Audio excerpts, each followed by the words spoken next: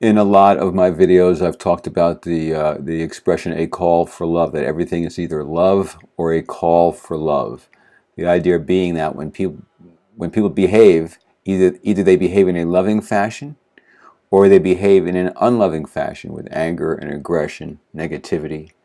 And the point being that the anger and the aggression and the negativity is actually a call for love. That these people are really desperately deep down at an unconscious level, full of fear and pain and loneliness and confusion and anger and hurt. And, uh, and it's a call for love, for reassurance, for connection, for support, you know, for a hug, any number of things. And so I've talked about this, and some people misinterpret this. They think that, I'm not talking about an axe murderer. Okay, if an axe murderer is coming at you with an axe, if somebody is violent towards you, wants to punch you, and is coming at you in an aggressive way, then you telling yourself, "Oh, this is a call for love," so I'll just like smile at them and say, "I love you," and give me a hug, and that's going to save the day. Of course not. Of course not. That is not what I am encouraging people to do. The transformative power of love and forgiveness is miraculous, and it is great. But you've got to be in a very high spiritual plane, if you're going to, turn the tables on a really sick, vicious individual.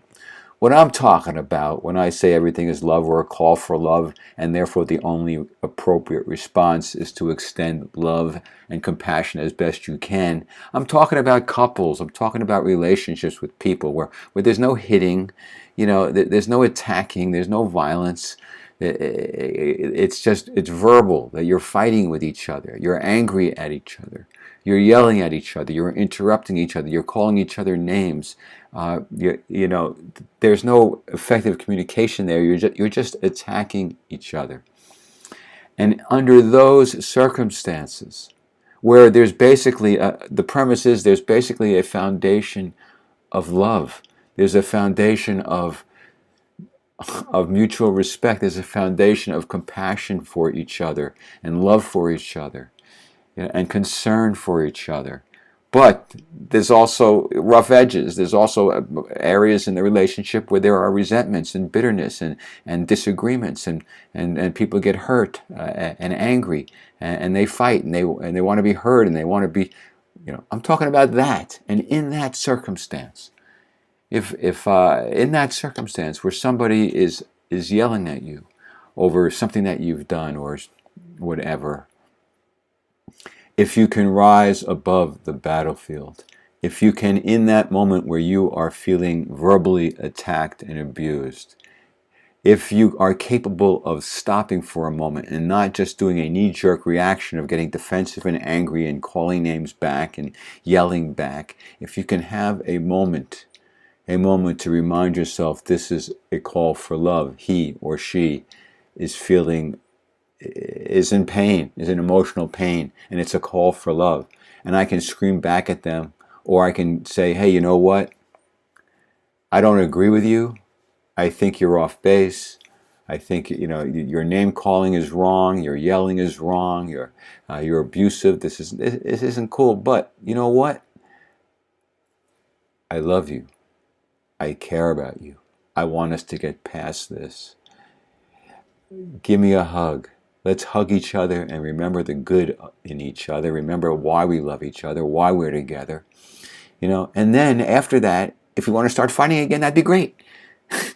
But the point is, it usually never gets to that second part, because if somebody is wise enough and calm enough to be able to go, look, okay, yeah, we're disagreeing. This is horrible, but look, let's just hug each other. Remember the love that we have for each other. So much of the aggression and the anger can melt away in an instant. And then you have the capacity to calmly go, okay, I'm sorry for what I did. You're sorry for what you did. This is how we should handle this in the future. You can make it work. You can diffuse a horrible situation right there, dead in its tracks, if you recognize that it's a call for love, and to try to hang on to the loving part of the relationship rather than focusing on all of your anger and rage and harsh judgment at that moment. It works. It is transformative. I have personally seen it happen. I have done it. Right? It works. And the switch, the emotional charge goes away in an instant. It's a beautiful, it's a beautiful thing. Yeah. And it saves relationships. And it saves time and aggravation and pain and suffering. And you can do it. If you have the courage to do it, I suggest you try to do it. And of course, anything is possible. You may be rebuffed. It may not work. But that's not a reason not to try. That's not a reason not to extend love and compassion and forgiveness. That's not a reason. You need to give it a shot. You need to give it a try. And quite frankly, I believe that if most of you, many of you, any of you attempt to do this, you will be quite pleased and excited with the outcome. But if not, let me hear from you. Let me hear from you, and let me hear what happened. You can email me. You can respond to there's any number of ways to reach me, and let me know what you did, what happened. And I'll respond and give some feedback as to how you might have done it differently, or why it might not have worked the way it should have, or whatever the particular situation inspires in me. But that's the key. Everything is love or a call for love. Therefore, ultimately, the only appropriate response is to be loving, to be compassionate, to be generous of spirit. And again, I'm not talking about somebody coming at you with a stick who wants to hurt you. In that case, asking for a hug most likely is not going to work. Okay.